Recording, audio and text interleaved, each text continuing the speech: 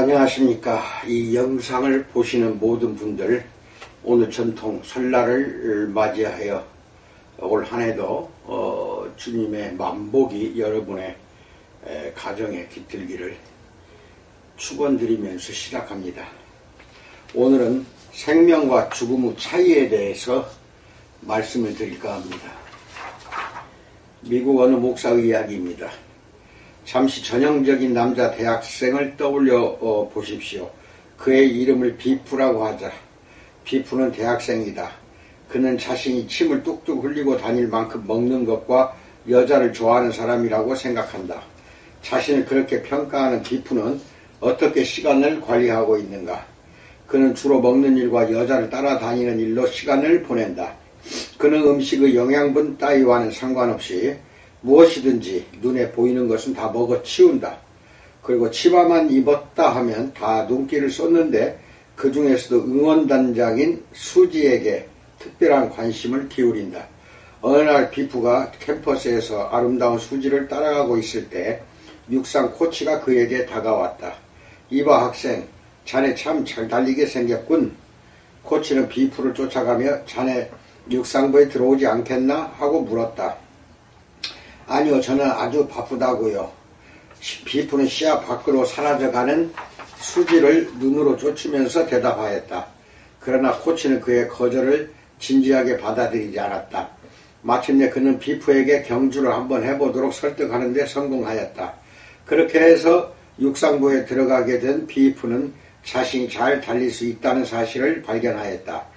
그는 식생활과 수면 습관을 바꾸었으며 달리는 실력은 더 향상되었다. 실제로 비프는 몇몇 경기에서 우승하였고 그의 경기를 알리는 포스터가 나오게 되었다. 마침내 비프가 큰 경기에 출전하는 날이었다. 그는 준비운동을 하기 위해 경기장에 일찍 도착했다. 그런데 경기 시작 몇 분 전에 누가 나타났는지 상상할 수 있겠는가? 더욱 아름다워지고 여느 때보다 더 세련된 모습을 한 수지가 나타난 것이다. 날씬한 몸에 잘 어울리는 아름다운 옷을 입은 수지가 깡충거리며 비프에게 달려왔다. 손에는 아이스크림을 얹은 먹음직스러운 사과 파이를 들고 있었다. 비프, 내가 보고 싶었어. 내가 원한다면 나와 함께 맛있는 파이를 먹으면서 데이트하지 않을래? 수지는 다정하게 말했다. 안 돼, 수지. 비프가 말했다. 왜 안 돼? 수지가 입을 삐쭉 내물면서 물었다. 왜냐하면 나는 선수이기 때문이야. 무엇이 달라졌는가? 비프는 예전과 다름없이 햄버거 3개를 먹어 치우고 튀김 2봉지와 콜라 서너 병을 눈 깜짝할 사이 해치우는 친구가 아닌가? 그리고 그는 여전히 아름다운 수지와 가까이 하고 싶어 좀이 쑤시는 녀석이다. 그러나 비프는 자기 자신에 대한 인식이 달라졌다. 이제는 자신을 육체적인 충동대로 행동하는 사람이 아닌 훈련받는 경기자로 보게 된 것이다. 그는 경주를 하기 위해 경기장에 왔다. 이것이 비프의 목적이다. 그러나 수지가 한 죄인은 그가 경기장에 있는 목적과 자기 인식에 어긋나는 것이다. 한 걸음 더 나아간 예를 들어보자. 에릭 리들이라는 경주자가 있었다. 그는 그리스도께 헌신한 사람이다. 에릭 리들은 대단히 빠른 경주자일 뿐 아니라 올림픽 경기에서 조국인 스코틀랜드를 대표하는 선수였다. 한 번은 경기 일정이 발표되었는데 경기가 주일에 있었다. 에릭 리들은 주일에는 경기를 하지 않기로 하나님께 약속했다. 결국 그는 우승할 수도 있는 경기를 포기하였다. 에릭은 경기 주자인데 왜 뛰지 않았을까? 그는 선수이기 전에 하나님의 아들이기 때문이다. 그의 영적인 신분과 자기 인식, 삶의 목적이 그의 행동을 결정한 것이다. 많은 그리스도인이 그리스도 안에서 받은 유업인 영적 성숙과 자유를 누리지 못하고 있다. 잘못된 자기인식을 갖고 있기 때문이다. 즉 그들은 그리스도 안에서의 신분을 이해하지 못하고 있다. 그들은 그리스도를 믿는 순간에 자신에게 일어난 극적인 변화를 이해하지 못한다. 자신을 하나님이 바라보는 관점으로 보지 못하고 자기 모습을 초라하게 생각하며 고통스러워한다. 그들은 자신의 참된 신분을 깨닫지 못하고 있는 것이다. 그들은 자신을 잘못된 아담으로 오해하고 있다. 첫째, 마지막 아담이 변화시킨 삶의 모습에 대해서 알아봅니다. 많은 그리스도인 창세기 1장에서 4장에 나타난 나타나 있는 처음 아담으로만 자신의 신분을 확인한다. 아담과 하와의 후손으로서 우리는 그들과 함께 에덴동산 밖에서 살고 있는 우리의 모습을 봅니다. 우리는 우리 자신이 에덴 동산을 파괴하였으며 그 낙원을 영원히 잃었다는 것을 알고 있습니다.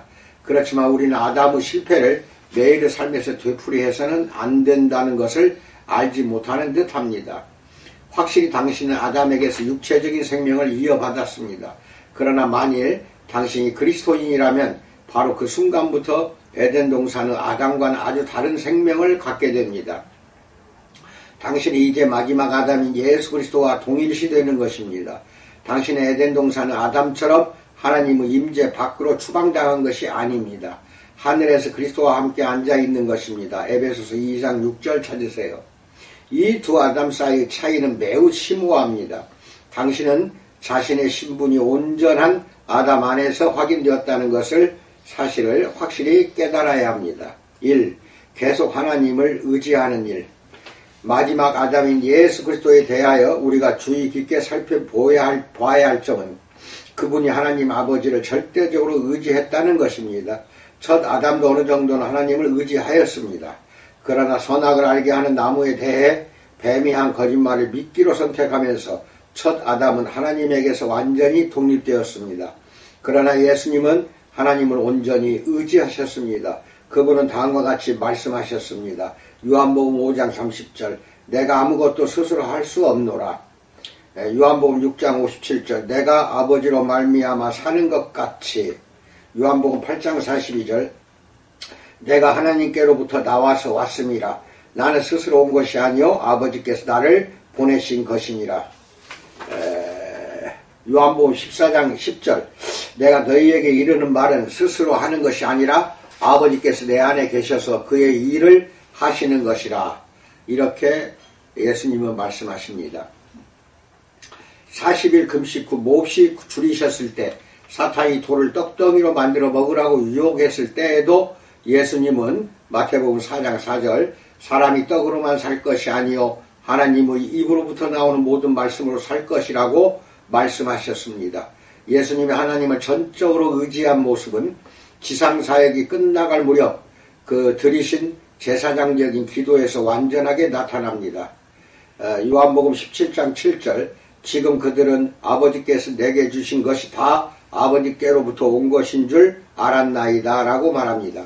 예수님은 온전히 하나님을 의지하는 것이 어떤 것인지를 우리에게 본으로 보여주셨습니다. 이 계속적인 영적 생활, 두 아담 사이의 두 번째 결정적인 차이점은 영적 생활과 관계가 됩니다. 아담은 육적으로 태어나 영적으로 살았습니다. 그러나 아담이 범죄하였을 때 그는 영적으로 죽었습니다. 예수님을 제외하고 타락 이후 이 세상에 태어난 모든 사람은 영적으로 죽은 상태로 태어납니다. 그러나 예수님은 첫 아담처럼 영적으로 살아있는 상태로 태어나셨습니다. 그렇기 때문에 나는 동정녀 탄생을 아무런 문제없이 믿을 수 있습니다. 그분은 첫 아담의 실패를 회복하기 위하여 하나님의 성령으로 잉태되시고 영적으로 살아있는 상태로 태어나셔야 했습니다. 예수님은 그의 영적 생명, 조에라고 합니다. 이 영적 생명을 비밀에 붙이시지 않았습니다.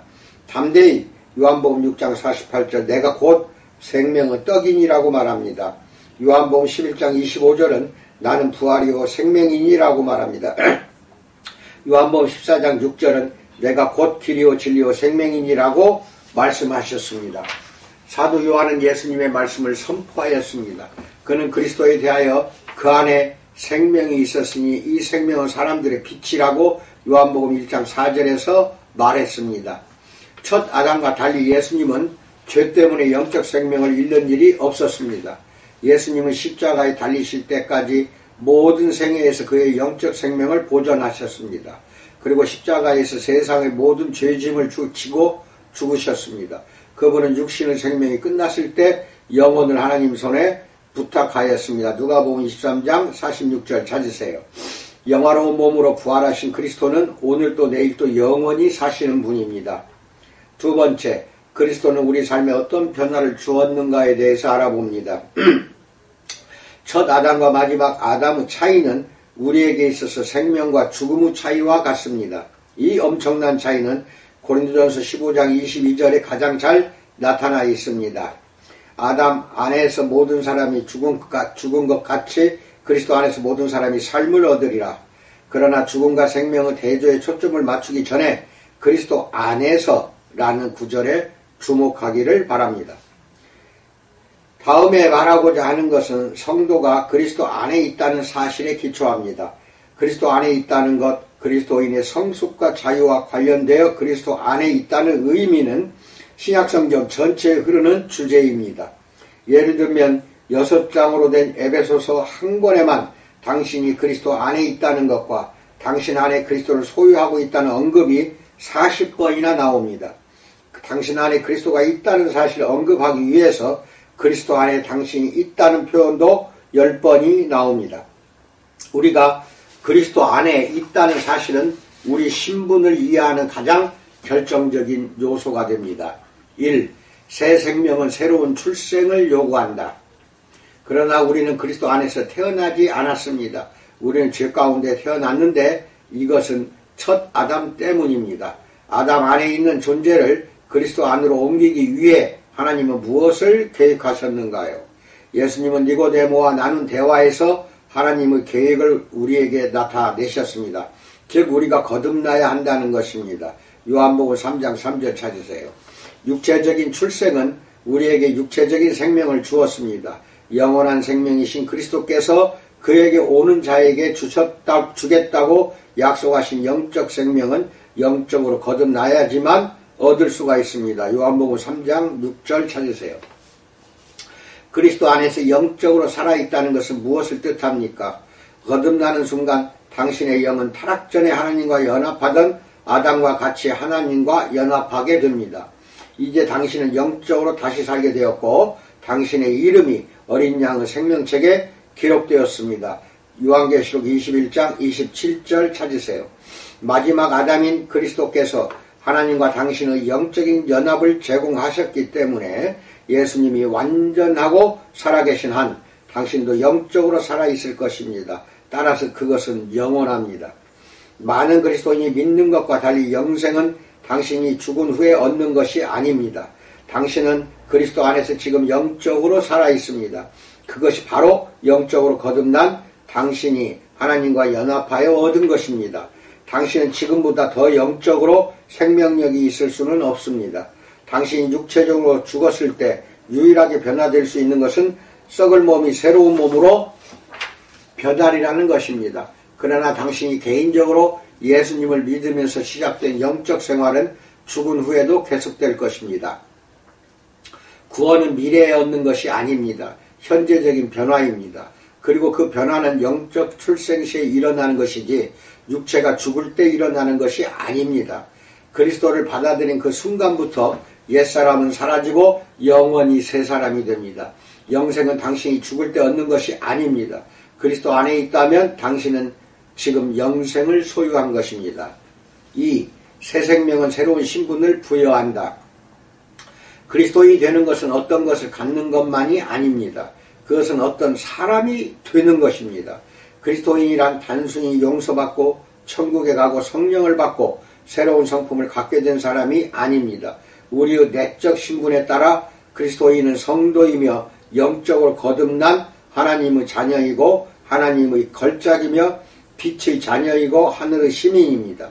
거듭난다는 것은 이전과 다른 존재로 변화되는 것입니다.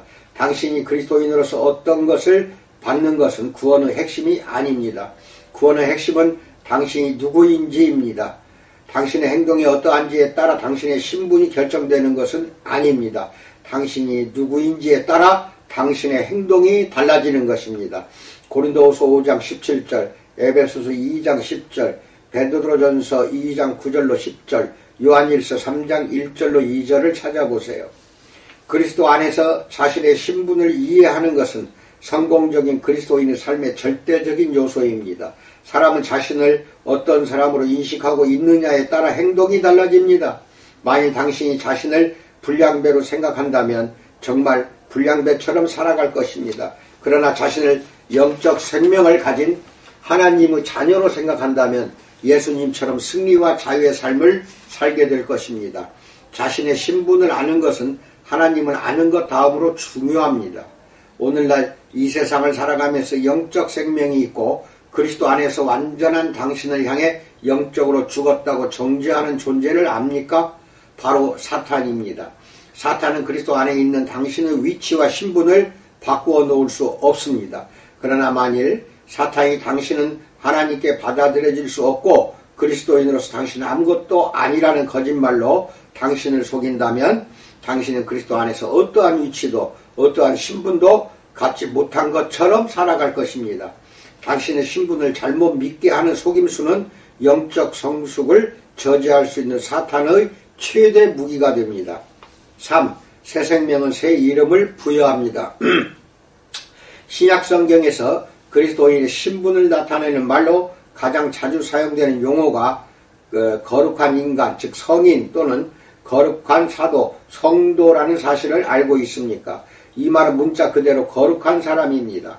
그러나 바울과 다른 서신서의 기자들은 관대하게도 이 단어를 당신과 나처럼 평범한 그리스도인에게 사용하고 있습니다. 예를 들면 고린도전서 1장 2절에서 사도 바울은 고린도에 있는 하나님의 교회 곧 그리스도 예수 안에서 거룩하여지고 성도, saints라고 합니다. 성도라 부르심을 받은 자들과 또 각 처에서 우리의 주 곧 그들과 우리의 주 대신 예수 그리스도의 이름을 부르는 모든 자들에게 라고 말하고 있습니다. 사도 바울이 우리를 성도 또는 성자라고 부르는 것은 우리의 공로 때문이 아니라는 점을 유의해야 합니다. 그는 우리가 그렇게 부르심을 입은 자라고 확실히 밝히고 있습니다. 우리 가운데 어떤 사람들은 성자란 경이로운 인생을 살았거나 매우 영적인 삶을 산 사람을 높여 부르기 위해 정신적 의미로 붙인 이름이라고 생각합니다. 그러나 사실은 그렇지 않습니다. 성경은 하나님이 당신을 성자로 부르셨으므로 당신이 성자라고 말합니다. 그리스도 안에서 성화된 당신은 오직 참되고 거룩하신 예수 그리스도의 생명 안에 거함으로써 성자가 되었습니다. 물론 그리스도인은 자신을 은혜로 구원받은 죄인이라고 여깁니다. 그러나 당신은 정말 죄인입니까? 그것이 성경이 말하는 당신의 신분입니까? 전혀 그렇지 않습니다. 하나님은 당신을 죄인이라고 부르시지 않습니다. 그분은 당신을 성자라고 부르십니다. 만일 당신이 자신을 죄인이라고 생각한다면 당신의 행동이 어떠할지 상상이나 해보십시오. 당신은 죄인처럼 살 것이며 또 죄를 지을 것입니다. 왜 자신의 참된 신분을 확인하지 않습니까? 당신은 때때로 죄를 짓는 성자입니다. 이 진리를 기억하십시오. 당신의 행동에 따라 당신의 신분이 결정되는 것이 아니라 당신의 신분에 따라 당신의 행동이 달라집니다. 세 번째, 그리스도의 기업이 나의 기업이 되었다에 대해서 알아봅니다. 하나님의 부르심으로 그리스도 안에서 성도가 되었기 때문에 당신은 그리스도의 기업을 물려받았습니다. 당신이 그리스도 안에 있기 때문에 그리스도 기업이 당신의 기업이 된 것입니다. 그것이 당신의 신분으로 말미암아 얻게 된 권리입니다. 다음 사항은 그리스도 안에서 참으로 당신이 누구인가를 항목별로 나누어 1인칭 문장으로 표현한 것입니다. 이 문장들은 당신이 영적으로 태어난 뒤 갖게 된 신분을 보여줍니다. 대한민국에서 태어난 사람은 대한민국 국민이 갖는 권리와 자유를 누립니다. 대한민국 국민이 아닌 사람은 그 신분을 사거나 노력하여 얻을 수 없는 것처럼 당신은 다음 사항들을 살 수도 얻을 수도 없습니다. 대한민국 국민은 대한민국에서 태어났다는 이유만으로 헌법에 따라 대한민국 국민으로서 누리는 권리나 자유를 보장받습니다. 마찬가지로 당신은 그리스도를 믿어 하나님의 거룩한 백성으로 태어났다는 이유만으로 다음과 같은 신분을 보장받습니다. 네 번째, 나는 누구인가? 지금부터 나에 대한 것을 여러 가지로 이야기합니다. 관련 구절을 꼭 찾아보세요.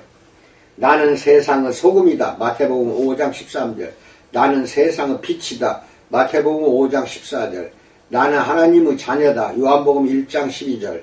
나는 참 포도나무 가지요 그리스도의 생명의 통로다. 요한복음 15장 1절 5절. 나는 그리스도인의 친구다. 요한복음 15장 15절. 나는 열매를 맺도록 그리스도께서 택하신 사람이다. 요한복음 15장 16절. 나는 의의 종이다. 로마서 6장 18절. 나는 하나님께 종된 자다. 로마서 6장 22절. 나는 하나님의 아들이요 하나님은 내 영적인 아버지시다. 로마서 8장 14절로 15절. 갈라디아서 3장 26절 4장 6절. 나는 그리스도와 공동 상속자요 하나님의 기업을 물려받을 자다. 로마서 8장 17절. 나는 하나님이 거하시는 성전이다. 그분의 영과 생명이 내 안에 거하신다. 고린도전서 3장 16절 6장 19절. 나는 주님과 연합하여 한 영이 되었다. 고린도전서 6장 17절. 나는 그리스도의 몸의 지체다. 고린도전서 12장 27절 에베소서 5장 30절. 나는 새로운 피조물이다. 고린도후서 5장 17절.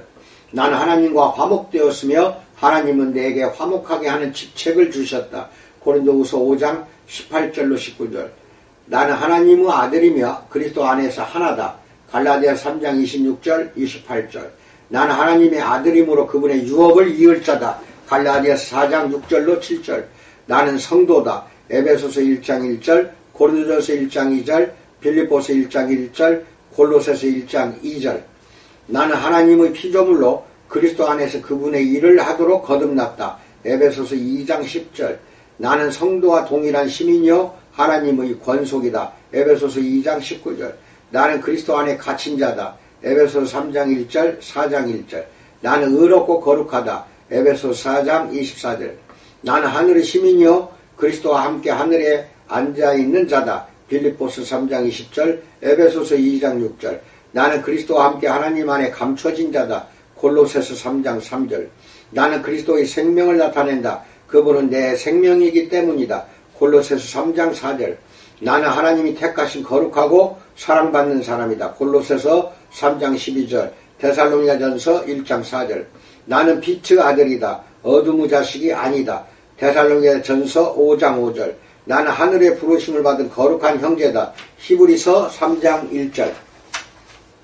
나는 그리스도와 함께 참여한 자이며 그분의 생명에 참여한 자다. 히브리서 3장 14절.